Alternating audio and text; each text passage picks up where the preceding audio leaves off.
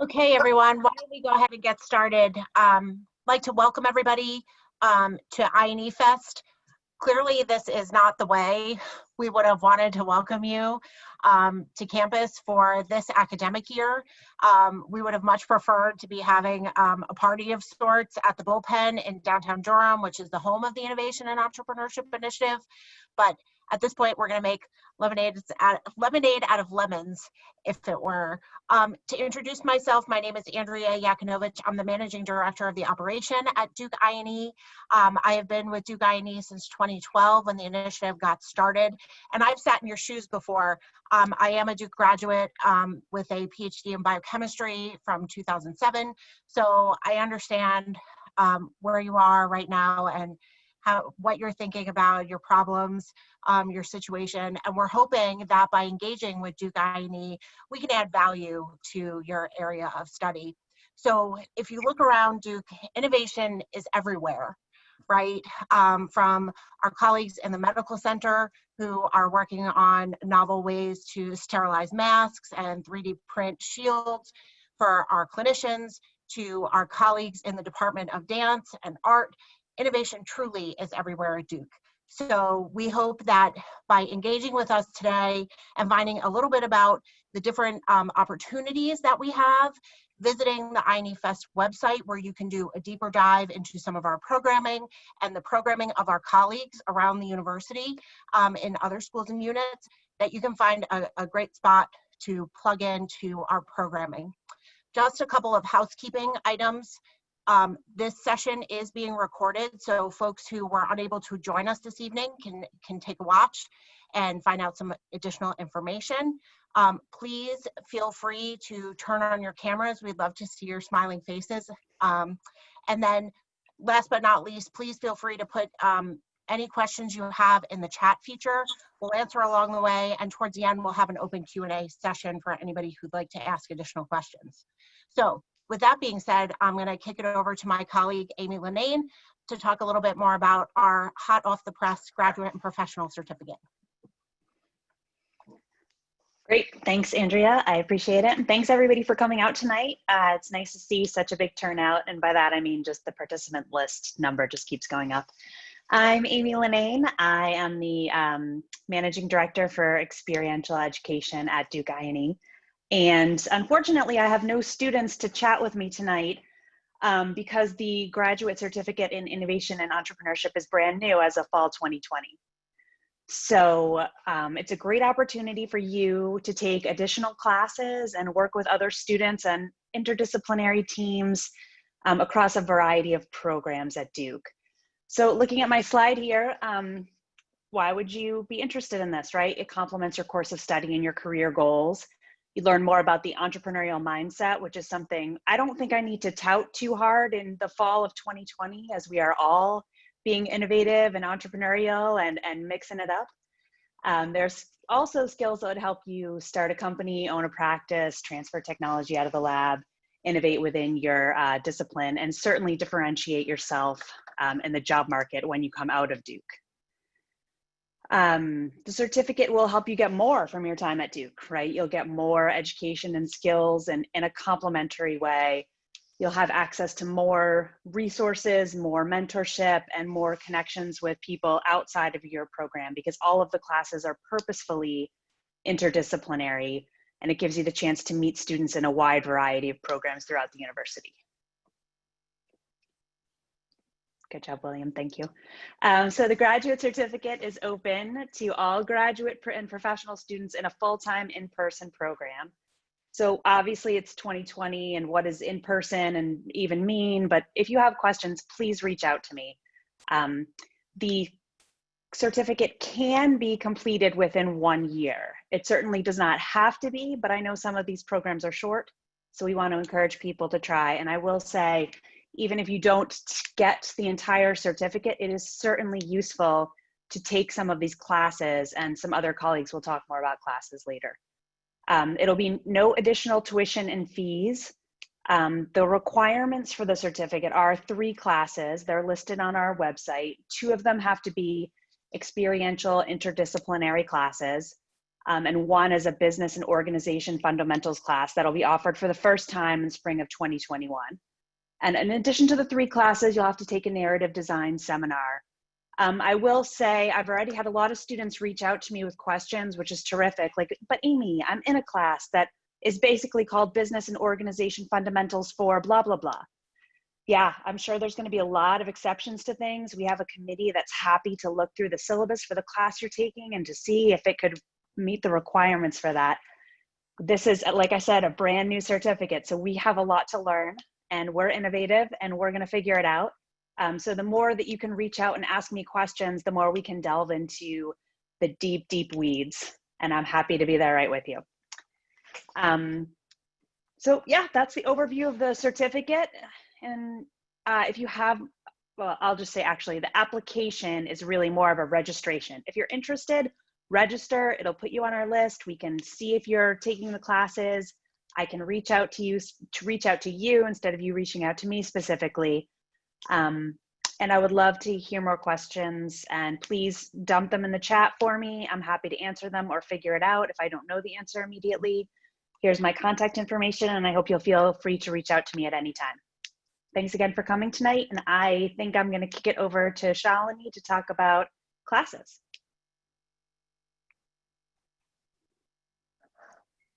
Okay, I'm happy to talk about classes, but I think there was a question in the chat, Amy. So before I invite the students who took my class last fall to join me, if you'd like to address the question in the chat or defer. I think we're supposed to wait till the end for questions, but throw things off. Okay, we're going to wait till the end okay. and then do the Q&A. Got it. So I'm Shalini Sankaran. I am Director of Translational Programming here at INE. So in plain English, what that means is my primary responsibility is to work with faculty and staff with innovations and technologies at Duke. And instead of having slides, I thought what I would do is invite 2 students from my course that I taught last year, and we could have a little bit of a Q&A. So as Amy said, we are very excited that the INE graduate certificate was just approved. So all of the classes listed on the website, including the course that I teach, INE 590.02, which is listed under the Develop a Solution tab, all of those will count towards your certificate. So William, I think if you do speaker view, we'll be able to see Matt and Taylor as they're speaking if they have their videos on. So let me tell you just a little bit about the course, and then I'm just going to ask Matt and Taylor some questions and have them answer. So this course, New Ventures Clinic Healthcare, is an experiential course. It is cross-listed at Fuqua and the graduate school. So the exciting thing about this course is we have teams of MBA students and graduate and professional students working on real Duke technology. So these are real Duke inventions, which have intellectual property that is ready to be licensed out, developed by faculty. The teams of students work directly with the faculty innovators to develop and tell and pitch the business case all the way soup to nuts, all the way from exploring and explaining the science to analyzing the intellectual property landscape to coming up with a go-to-market plan, a competitive landscape, pricing scheme. This semester, we have 2 teams working on therapeutics and 1 team working on a medical device. And your final exam for this class is an actual pitch to actual local venture capitalists. So I've invited back 2 students from last year who are generous enough to volunteer their time. We have Matt Ruiz and Taylor Krebs. And I'm just gonna put the question out there, and then if you answer, if you could say a little bit about your program, and then delve into the answer. So the first question for you, Matt and Taylor, is why did you decide to enroll in this course last year? All right, so I can go first. So my name is Matt Ruiz, and I'm a PhD student in the Integrated Toxicology and Environmental Health program. So I knew pretty early on that in my graduate training that I really didn't want to do benchtop research forever. So the New Ventures Clinic provides graduate students with this really unique opportunity to develop and demonstrate skills other than technical lab skills and work with people from diverse technical backgrounds. Hi, I'm Taylor Krebs, and I'm a PhD student in the molecular cancer bio department. And kind of similar to Matt, like I knew going into grad school that I did want to eventually move into like industry for me. But as I've kind of gone through this PhD and I'm in a really translational lab and we actually work with some companies, I got really excited about the parts of like picking what therapeutic to bring forward and what was like the best targets. And so I've started to kind of look into business development or venture capital. And so I wanted to get some more firsthand experience in that space. And this class honestly seemed perfect. And it really gave me a lot of really awesome experience from that. So that's why I took it. Thank you. And I think just to minimize the switching back and forth, I'm going to ask you a two-part question. And maybe we could have Taylor go first and then Matt. So the question is, what were you expecting from the course when you enrolled in the course? And what did you actually end up getting out of the course? So did it meet your expectations? Were there surprises? Yeah, so I guess one thing I expected to get out of the course was that I'd get more exposure to all the different aspects of like bringing an invention or drug to market and like what things need to be thought about. And a lot of things that I probably was unaware of like part of the process, and that definitely came to light in the class. And then was the second part like some stuff that was unexpected? Is that what you said? Yeah. So I guess like one thing that was unexpected to me, which was a good exercise too, is how to manage like the inventors that we work with too, Okay. if their goals didn't necessarily align with what we were suggesting. And that was like an added skill set that we got to learn from the class as well. Matt, thank you. Matt?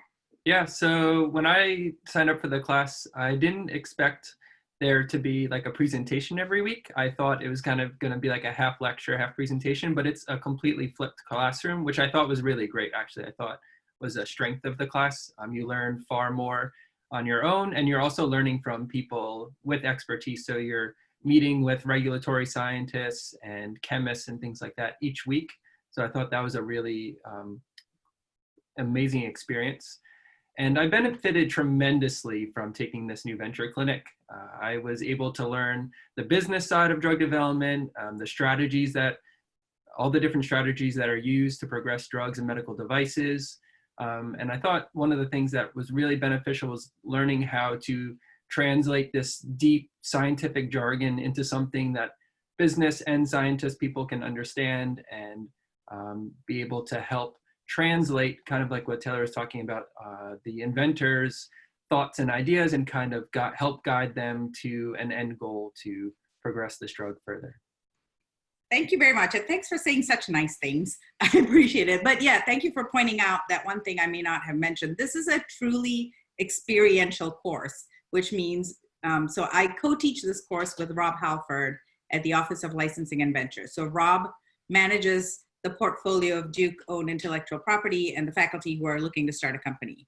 So Rob and I did not want to be up there lecturing at you. We really wanted this to be a truly experiential learning course in which you're figuring out these different communication styles, these different dynamics. How, I don't know anything about intellectual property. I'm not a patent attorney. How do I gather enough information and tap into the resources at Duke to be able to present on the intellectual property strategy for this device, right? So I think that's a great point, Matt, that, you know, the the teams are presenting every week. So the way I like to say, it's almost like in the most companies, you have a weekly team meeting and you present, you know, on what progress, it's kind of like your lab meeting, right? You present on what progress you've made. So there'll be MBAs, there'll be PhDs, and you have to be able to speak to all of them. I think we're coming up on our 5 minutes. So I do want to ask both of you to close with a final thought of, you know, what was the best part of the course experience, which you touched on a little bit, and what was challenging or unexpected, which you may not have fully touched on. So go ahead, Matt. So I thought that the best part about it was being able to work with all of the people from different technical backgrounds. So like I said, regulatory scientists, patent attorneys, and even within the group, even though we're all PhDs, we all had very different technical backgrounds. So helping each other out and learning the different aspects of drug development and helping our inventors progress, I thought was an amazing experience and something that is highly sought after by employers if you're looking to move on after this, like carry this on. And I thought that one of the expected parts, kind of what Taylor talked about, was basically kind of almost cooperating, trying to meet common grounds with the inventors. I kind of thought that they would be guiding us, but they really look to you for the expertise. So that was definitely a challenge, but I thought that was a very valuable challenge. Thank you. Taylor? I'd say I love this class. People should definitely take it. One of the best things for me, like Matt said, was definitely getting exposure to all the different people, both the experts that came in to advise, because I actually did meet with a couple of them outside of class too, to talk about my own career trajectory. And they've been so helpful in offering connections and other things.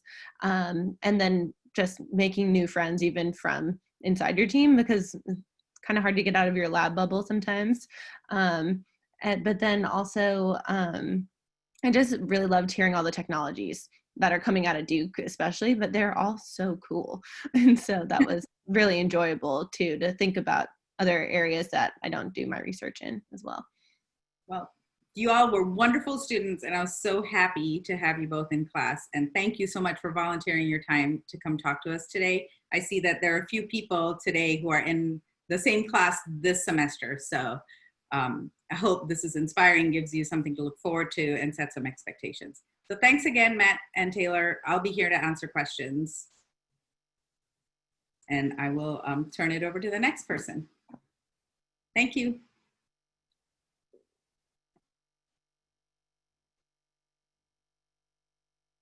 All right. Hi, everyone. My name is Catherine Black. I hope you can hear me. I am Senior Program Coordinator for Experiential Programs and Social Innovation over at INE. I've been at INE for about 7 years now. Part of my job is working on the Student Founders Program with 3 other colleagues, Amy Linnane, Howie Ree, and Steve McClellan. So I just wanted to talk to you a little bit about what it is, because it's open to undergrads, grad students, and PhD students, and professional students. You know, we realized that there were all sorts of ways for students and ventures who were farther along to move forward and at Duke, and lots of resources for those that were further down the line, whether it was fellowship programs or competitions, things like that. And we wanted to create a program that was available for students at all stages of the innovation process who were interested in, you know, growing an idea, and wanted to be able to provide coaching and feedback for all of those students. And so we created the Student Founder Program, which is kind of a cohort and coaching based program. Our mission is to nurture a community of student innovators and entrepreneurs dedicated through exploring impact through startup ventures. And this can be for social, commercial, and all of those things. So I'm going to have a couple of students, Anne and Kevin, who've been in the program, speak to their experience. But next slide, if you don't mind, William. Just to give you guys a little bit of an idea, the commitment that you have to have being part of the Student Founder Program is coming to a weekly coaching session. This is with program staff as well as other assistant coaches that we have. And the idea is for you to have a weekly group of students that you are coming together with and getting feedback from on a venture, whether you're at an early stage or a further stage along. Everyone starts in block 1, you register. So we're taking everyone who's interested in being part of the program. And then if you register and you pick your time slots that you're interested in, you will then be assigned to a weekly coaching session, and we can work on you if your times change or anything like that. And those are going to be weekly with program staff. So a couple of them are actually social innovation focused, where you'd be working with our Matt and our Taylor on some social innovation concepts and things like that for moving forward with a social impact venture. We also, ideally, if we were in a face-to-face situation, we would have monthly enrichment, monthly group meals, things like that. We really want to foster and create a community. But when you're kind of at the early stage, we have a little bit of grant money for prototyping and pilot. And then the idea is to move forward to growing your venture, where you're going to get an assigned alumni coach, you're going to have more dedicated mentorship, a summer stipend, and things like that. For undergraduate students, we may invite them to the Melissa and Doug Entrepreneurs Program. That is undergrad only, but for grad students, we also will have additional stipend money and things like that for you if your venture moves forward to a higher growth stage. And then, of course, we want to, keep in touch as you graduate and help you with continued coaching and support. So really the idea is, like I said, cohort coaching-based program where we're creating a community of innovators and entrepreneurs. And, any idea growing at the university level at any stage you can be a part of. And these are all cohorts that are generally around 5 to 12 students in each one. And like I said, weekly sessions that you go to for coaching. So I'm going to turn it over to, let's go with Anne first. And Anne, do you mind speaking a little bit to your experience in the Student Founder Program? And then we'll go to Kevin. And maybe talk about what you're working on and how this has been for you. Sure. Hi, everyone. My name is Anne. So I recently graduated from Fuqua, the business school. And during business school, I was involved in a lot of entrepreneurial stuff. I worked with the Duke Angel Network. I was the co-president of the Entrepreneurial Venture Capital Club. I did also the program for entrepreneurs. But I didn't really find my tribe there because most of my classmates, don't go to business school to start a company after business school. And so in my last semester, I joined the Student Founders Program and I had a couple ideas. And so the Student Founders Program really helped me to validate them and to talk them and think them through. So I ended up with one idea and really went from the Student Founders Program to the Summer Accelerator, and now raising a grant and a pre-seed round for my company. And yeah, the Student Founders Program is really, bringing together incredibly smart and passionate people. It provides a lot of encouragement that I think is really, crucial, like when you start out. It's just a network that really you're going to be able to find team members, co-founders. It's a great place to brainstorm, validate ideas, do customer interviews, testing. And it also provides a lot of emotional and mental support, which for me was really important. And yeah, I don't know where I'm going with this, but it's exciting and I love it. And I know that I, have a bunch of people to support me. Thank you, Anne. And then Kevin, if you would mind giving your kind of take on everything, that would be great. Yeah, for sure. So I had just graduated from the law school, and throughout law school, I always kind of had this sense that law is cool, and a lot of what they teach you at the law school is how to identify problems, but I always had this itch that I wanted to help solve them too. And I was able to find an avenue to pursue that through Student Founders and through INE. I knew INE existed when I got to school, and I worked with some startups as a student attorney, which was really fun. And then all of a sudden I saw the Student Founders Program was getting started, and I came in with honestly relatively low expectations, just because it seemed like a light touch program that was going to be helpful, but I really wasn't sure to expect. And it was probably one of the most formative experiences that I had during my time in law school. The emotional support that Anne spoke to was huge. Being surrounded by other entrepreneurs is really, really awesome and helps. I think it really helps raise everyone up. You're surrounded by other people that are really excited about what they're working on. And lastly, the mentorship that you get is really fantastic. You get to work with Amy, you get to work with Howie, you get to work with Steve. And I was fortunate enough this summer. What am I working on? I'm working on a company. It's a running app that generates custom running routes to help you best prepare for the upcoming race that you're doing. So if you're training for a really hilly marathon, we every day send you a notification with a training route that's going to prepare you for the course. So I was working on that idea for most of my last year of law school, and I went through Student Founders Program. Student Founders Program helped me build that out, and I was able to continue working with INE over the summer as part of the Summer Accelerator Program, which is offered to, or you're at least in the running if you do Student Founders. And I was really lucky to get into that program and continue to grow my venture through that. So yeah, Student Founders is great, and happy to talk to anyone offline about it as well. Thank you, Kevin. And I want to note for everyone that for those of you who want to learn more, there is an in-depth info session that happens for Student Founder Program every Friday at 3 p.m. And Howie Ree, who is one of the leaders of the program, he runs that every week. So if you're interested in learning more and just want to, chat with him about everything, feel free to join one of those. And I know he's also going to stay a little bit after on this call for, I think, Howie, if you want to paste your Zoom link for people to join you afterwards, if you plan on doing that, that would be great. And I look forward to hopefully getting to know some of you throughout this next strange time virtually. And I'm not sure who is next, but I will turn it back over to... I think that's me, Catherine. Okay. Hey, everybody. Matt Nash here. Catherine and I have been working together here at INE on social innovation and entrepreneurship for quite a number of years now. I am the managing director for social innovation and entrepreneurship. I'm also an adjunct professor of the practice over at the Public Policy School, where I'm a senior fellow with the Duke Center for International Development.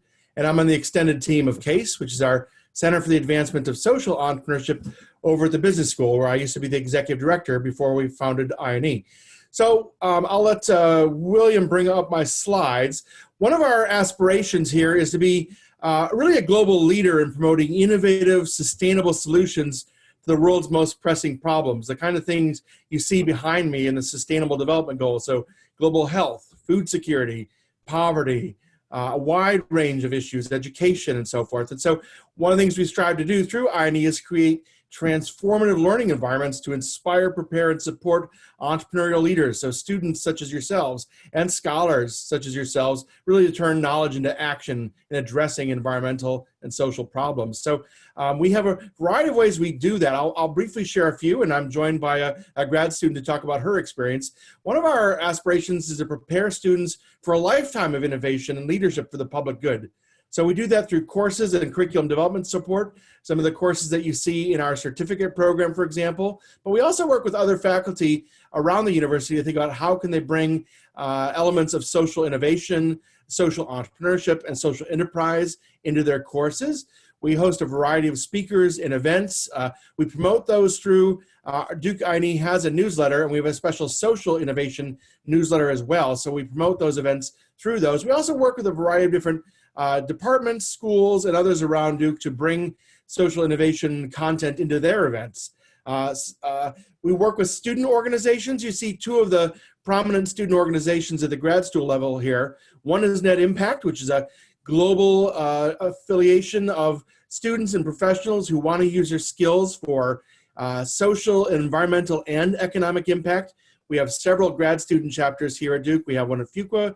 We have one at the Sanford School. We have one at the Nicholas School. We also have an undergrad chapter. And this is an amazing network that also continues on in your professional years, an amazing annual conference every year. So if you're one of those schools, you can look to that as a great club. We also have a really nice group that spans all grad students called DISI, the Duke Interdisciplinary Social Innovators. And these are teams of grad students from across Duke who work on consulting and advisory projects for all businesses, nonprofits, social enterprises, and so forth in the area. So that's another way to get involved. Next slide, William. So in addition, we look to support the design, development, and scaling of social innovations, both here at Duke and beyond. So if you have an idea for a social venture that you'd like to launch, we do workshops, we do coaching. We have a lot of opportunities where we really, this year in the Student Founders Program, we'll actually have a couple of dedicated groups focused on social innovation. But we also organize and sponsor various competitions and conferences. A couple of the big ones are the Fowler Global Social Innovation Challenge, which is a global program that you study an idea, look for an opportunity for innovation, and you kind of think through a business model and a delivery model. And one of our students from Duke was the winner of that challenge this year. She won about $22,000, Michelle Egger at Fuqua, for her BioMilk, which was a synthesized breast milk product. And even more importantly, she received more than $1 million investment from the Gates Foundation. That's in the spring. The Hope Prize will be announced at the UN General Assembly here in September, and that's $1 million prize. Students from all around the world compete to focus on ideas on a given theme. So we'll learn the theme in the end of September. It could be around refugees or renewable energy or underemployed youth. Basically, a theme will be named. And at the Duke level, we create teams to ideate and pitch an idea by the November timeframe. And the winner goes on to regionals, and some others may also be drawn in wildcard, and they compete for $1 million. We've never won that, but we've gotten to the top 15. Or one other great global program is Clinton Global Initiative University Program. These are students from around the country and around the world who commit to making a social impact. And if they're selected for the conference, they then get coaching and sometimes some funding to actually implement their ideas. And the 2021 conference will be in Edinburgh in Scotland, if all goes well and COVID subsides. Finally, the last thing I'm excited to tell you about is 2020 was the launch of our latest accelerator at Duke, the Duke UNICEF Innovation Accelerator. Building on earlier work we've done with USAID and others, we've launched this in partnership with UNICEF, where we look around the world for successful innovations for children and then really work to help them scale their impact. So our very first cohort is focused on menstrual health and hygiene, particularly in East Africa. We're working with 6 social enterprises to refine their business model, to help them measure their impact, to improve their management and build their capacity for greater impact. And so that's an opportunity. We will have some student opportunities for research, for advisory projects and so forth, a great opportunity to learn more. And our next cohort will be announced soon. We'll probably also be in the water, sanitation, and hygiene realm. So let me stop there and let me turn it over to one of our students, Diana Ramirez Guzman, who is a student at the Sanford School, to tell you a little bit about some of the things that she's been doing in this space in INE. So Diana? Yes, thank you, Matt. I'm so happy to be here and share with all of you my experience. As Matt said, I'm Diana Ramirez. I'm a Colombian second-year MIDP, Master of International Development Policy, and I came here to Duke basically because of the concentration they offer in innovation entrepreneurship. That's why I came and get in contact with Matt and the entire initiative. And for the summer, I had the opportunity to work with 2 of the programs of the initiative. One of them was the Duke UNICEF Accelerator that Matt just mentioned, talked about. And that was more like a research type internship that I had the opportunity to define a way to measure the current state of the national innovation systems in the countries of the innovators, which are Kenya, Tanzania, and Burundi. So I used different information from indexes that already existed, and I created a new way to describe and identify how the ecosystems, the national ecosystems in these 3 countries are ready to help these innovators to scale up their products and services. So that was really interesting to be involved in a research type internship and to contribute to this amazing program. And the second one was with the Open Design program, Open Design Plus program, that is part of Fast Connection. This was mainly, I collaborated with the leadership team in putting together the 6-week program that they offer for undergrads. This summer, we worked with 11 undergrads that applied before to be part of the program.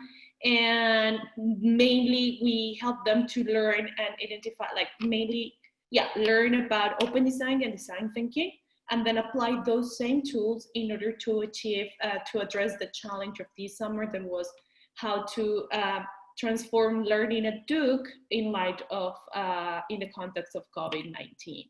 We had three teams, and they came up with amazing solutions on how to improve engagement of students, and how to feel more do like a wonderful wondering what like a more purposeful experience within these online learning processes that we are all going through.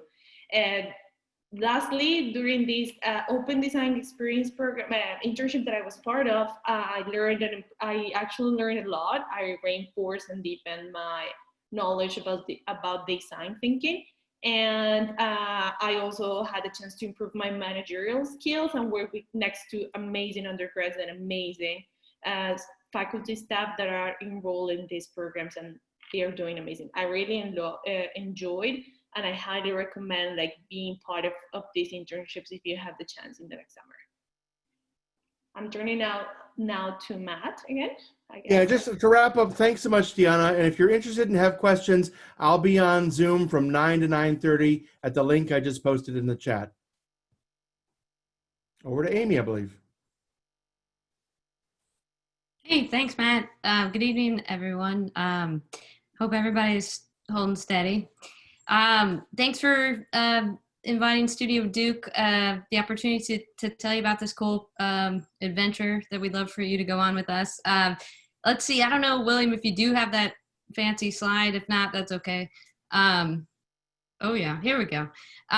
So Studio Duke is, as it says, it's an opportunity to take undergraduate students, graduate professional students, to take your creative project to the next level of awesome, as we like to say. So to the next level.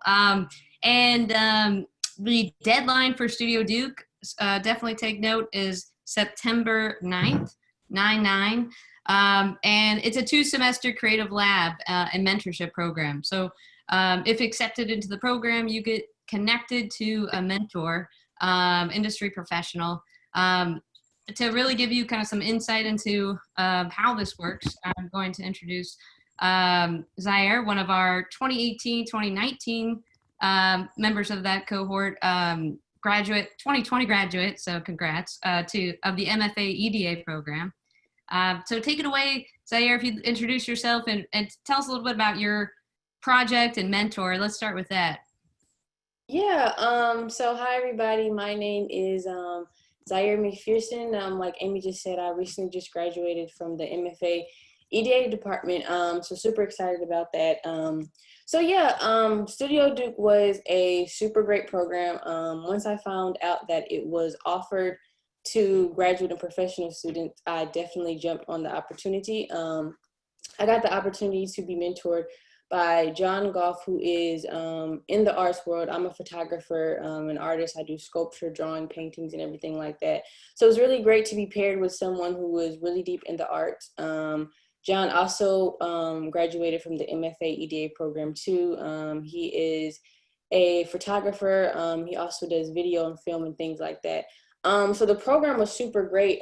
We had that one-on-one relationship where I would call him, send him ideas and things like that, and he would kind of work with me one-on-one. By the end, I had a wonderful project that I was able to share in the presentation with it. But they give you, they pair you up with a person in your industry, and you're able to get insight in the industry that you want to be in. They give you feedback on your work. They pretty much take you inside of their world, how they got where they are, anything that you really want from them as far as advice. They give it to you. They're super open and super nice people. And so just talking to some of my colleagues that were in the program, some of them got paired with people that did things in like Fashion Week, HBO and things like that. So it's a really great program if you're into the arts or you just want to expand on a project you've been working on for a long time. Or if you want to start something new, this is a really great project to get in there and get into your field. So I would definitely recommend it for everybody that wants to get into the arts or you're already in there. This is a super great program for that. Thanks, Zaire. And can you tell us a little bit about, a lot of the students on the call, on the Zoom rather, may not be in the MFA EDA program, but can you talk a little bit about just like what it added to your graduate experience, just to have this kind of additional cohort working on a variety of creative projects like you mentioned? Yeah, so with the MFA EDA program, that is a program that is, obviously of the arts, but mostly everybody in the program that I just graduated from does a lot of photography, film and videography type of work like that. But while I was in Studio Duke, I was able to meet people that maybe they like to write plays or films and things like that. Maybe they were inside of the fashion industry. For example, somebody that was also in the cohort, they were writing a play, but it was a science fiction play. So you get a lot of different people that are outside of your field, and they introduce you to a lot of new things. So in our like group sessions that we did, we kind of shared where we were. I was introduced to a lot of new material that I really wasn't familiar with before, the fashion industry, inside the TV world, the film world, animation and things like that. So that was really great. That definitely added to my experience, because I was introduced to a lot of new creative areas that I really wasn't familiar with before. So Studio Duke definitely gave me that. Thanks. And just wanted to point out too, just kind of the balancing act of your academics and this kind of co-curricular opportunity like Studio Duke. So it'll be a virtual program this year. And we have monthly mentor dinners, we call them. So it's an opportunity to share the cohort a bit about your project, get feedback, and then also meet an amazing professional, across various creative industries. So that's kind of one part of the program, and then just kind of weekly updates to help advance and answer any questions you have about your project and any resources you might need. So that's pretty amazing. Studio Duke also kind of pairs with Demon, the Duke Entertainment Media Arts Network. So if you're not familiar with Demon yet, also check out Demon, because that's a great resource if you're interested in creative industries. And just to close, Zaire, if you would, tell us a little bit just about kind of like where you are now and kind of back teaching at Duke as an alumna, and how this program maybe kind of fueled that opportunity and, to support your now next adventure. Yeah, so I am super excited. I am teaching this year at Duke as an alum, so super excited about that. I'm teaching Intro to Digital Photography for undergrad, so really great course. I'm super excited. But Studio Duke definitely has been one of those programs where I came in, really didn't know what to expect, but once I got in, I loved the program. Like Amy mentioned, the monthly mentor dinners, great time to meet new people.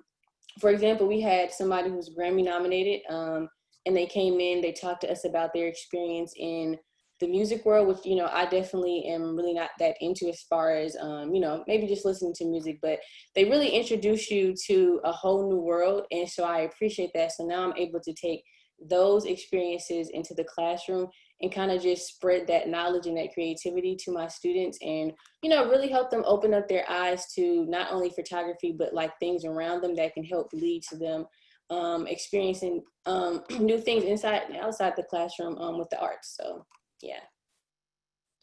Great. Fantastic. Thank you, Zaire. Appreciate it. And congrats to you again on 2020 grad. Thank you. So thanks y'all for listening about Studio Duke and Demon and Duke Arts and all the good things we've got cooking up with arts entrepreneurship. Any questions? I think that's where we're going now, is to the Q&A. But just to kind of headline that September 9th is the deadline. So if you have some friends interested too, pass that along as well. So thanks everybody. Thanks, Amy and Matt and Catherine and everyone else who spoke, and a special thanks to all of the students who were able to tell their stories. That's obviously much more interesting and powerful than those staff members like me just spilling things at you. Which brings us to what we're going to do next, which is staff members like me talking at you. So actually what I've done is made just a list of questions that I caught in the Zoom chat, and I'm going to say them out loud instead of answering them on the chat, because the people who are watching this on video can't see our chat. So does the advent of the INE grad certificate impact our ability to have dual specializations at Fuqua, similar to what Fuqua does with the HSM certificate? My answer to that is, if you can take additional classes within the time frame of your program, like you have the ability to take electives within your time frame, then yes, that should work. If you want to talk more specifically, please reach out to me, Amy Lene. When is the deadline for the graduate certificate? It's a rolling application. You can apply at any time because really it's more of a registration so that I can reach out to you. I can talk with you specifically about what program you're in and make sure that this is the right match to you. Like, I know it's nice that I saw Deanna because I've been emailing a little bit with her. So it was great to put a face with the name and to see someone already into our INE programs take advantage of the grad certificate. So that was fantastic. Can the weekend executive MBA students apply and register? Not for the graduate certificate. It's the weekend executive MBA is not a full-time in-person program, but you can do student founders program if you have time because 2020, it's all online. What is the difference between the certificate program and an MBA or a business degree? Mainly the other people, right? The non-business students who are in the program, interacting with different people from all over different schools at Duke and different programs. All of our classes are interdisciplinary and experiential. So that's a lot different than getting your MBA. Like, I know Ann and I worked together in the Summer Accelerator, and as she said, it was great to get to talking with people who were not part of her MBA cohort. Is this certificate a realistic option for those of us that do not live in the immediate area? In 2020, yes, definitely. Post-COVID, no. It's for students who are in full-time on-campus programs, so that'll be an issue. And I see the chat is moving up, but I am not currently monitoring it. I apologize. I cannot do 6 things at once, as some of my colleagues can attest to. Are there classes that qualify for the certificate that can be done remotely or online during periods in our main degree when our schedules are inflexible? At this time, no. I'll say not yet because that sounds less intense, but that answer to that, unfortunately, right now is no. Is the certificate mostly catered toward healthcare and drug development and the like?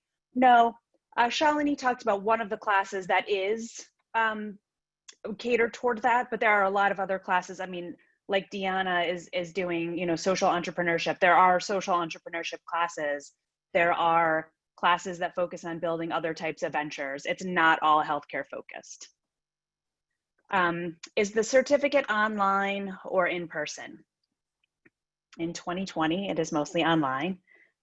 Someday, it will be all in person. Do you need to be at a certain point in your graduate career before registering, or can first years register for the certificate too? Well, yes, you could, but I would think about your program and those requirements, right? That's your first reason that you're at Duke, is to get whatever your first program is. So I would think about that first, right? What requirements do you have for your program? What are you jumping into, right? Are you jumping into a totally different kind of world where you need to figure out your lab and all those other things? Then probably not, but you certainly can. But I would figure out what works best for you. Do you recommend taking the INE 800 Business and Organization Fundamentals class before a class and develop a solution or a different category? The order that you take the classes in is a personal decision. They do not have to be taken in any order. We currently don't recommend them in any specific order. Is INE 590 offered only in the fall? 590 is the code for special topics. So there are actually a lot of 590 classes offered in all semesters. So 590.02, the New Ventures Clinic Healthcare, is only offered in the fall. And then Stephen, I kind of loved this. He asked who was taking the New Ventures classes in the fall, and a couple of people answered. I think that was terrific. So some other questions that I might not be the best person to answer. Shalini, one person asked, are the classes graded and is there a registration cap? Do you mind jumping in on that? Oh, or Matt, actually, yes. Both of you could say. Yes, I think, so I can speak for my class, and those are graded. We follow the Fuqua grading scale, which kind of forces us to, well, not forces us, but we have to give everybody basically an A or a B. So the classes are graded. We do have assignments. We have a rubric and weighted grades, and I'm happy to share that if you want to send me a private message, and I'll put my email address on the chat. What was the second question? Can I follow up real quick? My grad class is 790 social innovation this semester, and INE 510, PubPel 511, social innovation practicum. Those are graded along kind of a Sanford, style grading system. Yes. What was the The second other question was, yeah, registration cap. Registration cap. So we cap it at 20 right now because that with Rob Halford and I figured out that we can, so 4 teams gives everybody half an hour to present. So that is a 2-hour class, and that's about all we can handle right now. So there's a registration cap of 20. This semester's class is, we met on Monday. So the first team meeting, the first class already happened. We have, I believe, 15 students right now, and we're pretty close to our cap because it's a little bit more, we've had to make some adjustments online, but happy to answer any questions in person. Yeah, I'm sending my email address on the chat. Thanks, Shalini and Matt. That's helpful. For student founders, so I actually run the Summer Accelerator. I work with the student founders team, and I'm doing grad certificates. So feel free to just email me about anything, basically. But for student founders, one of the questions was, what is the makeup of the cohorts? Is it mostly undergrads? Does it vary by cohort? And can the weekend MBA do that? I mean, yes, it varies by cohort. And that's something that some people love and some people don't. I know I can speak for some of the students I worked with where they liked being part of a group that was a mixed, an interdisciplinary group of student founders. They learned from the undergrads, they learned from people who were doing different things, and other students really wanted to be part of an all graduate student cohort.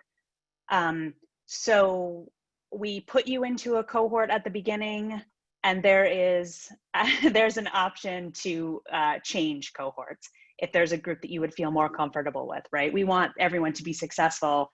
Please, for any of our programs, actually, we want you to be successful. Reach out to us, communicate, let us know what we can help you with, period. And I'll see Kevin said, I had mostly undergrads in his group and it made me feel young. Kevin is like at least 10 years younger than me. So awesome. Glad to hear that. Amy, can I just Okay. add one quick thought for that? Which is just that we did swap people around if they had different preferences. So we had some MBA students who said, I want to be with other MBA students. And we had some that said, I don't. And we had some PhD students that said, I want to be with other grad students, and some that said, I'd be happy to be with other students. So whatever your preferences are. And can I also add that when you fill out the registration form, you'll have first choice, second choice, third choice, fourth choice for a time slot. And you can certainly comment and specify like, hey, I'd really like to be in a group with all, you can specify what you would like. And we will do our best. And, we want you to be happy, but we want you to eventually fall into a cohort that you are, consistently going to every week. We don't want you to switch around, throughout the whole semester. And if you want to go to more than one, we've gotten this question before, so I'll just go ahead and ask it. If you want to go to more than one and commit to going weekly to more than one, then that's fine. We just ask that you commit to, going weekly to those sessions. So. Right, and just to reiterate, the deadline for the Student Founders Program is 8/24. The deadline for Studio Duke is 9/9. The deadline for the grad certificate is anytime, ever. And thank you so much for joining us tonight. I think William had put a survey in the chat, if you don't mind filling it out so we could get some feedback about how this innovative, different INE Fest went. Matt has his Zoom link posted. If you have more questions about social innovation, you can join him from 9 to 9:30 tonight at his Zoom link. Howie Ree has also put his Zoom information in the chat. So if you have questions about the Student Founder Program, you can join from 9 to 9:30 to talk more about that. I'll hang out here in this room for a few more minutes if anybody is burning with questions about the certificate. And I see Andrea has put in the chat to sign up for our newsletters. And please, yes, I'll reiterate, please feel free to reach out to any of our staff. INE brings a lot of special different kinds of things to your program at Duke, and it makes a lot of sense for you to take advantage. If anybody else wants to round it out. All I see is Catherine and like a big thumbs up. Thanks. Thank you, everybody, for coming and spending time with us. Thank you, everyone. Terrific. Thanks. Thank you. Thanks. Be the change. Thanks. Thanks, everyone.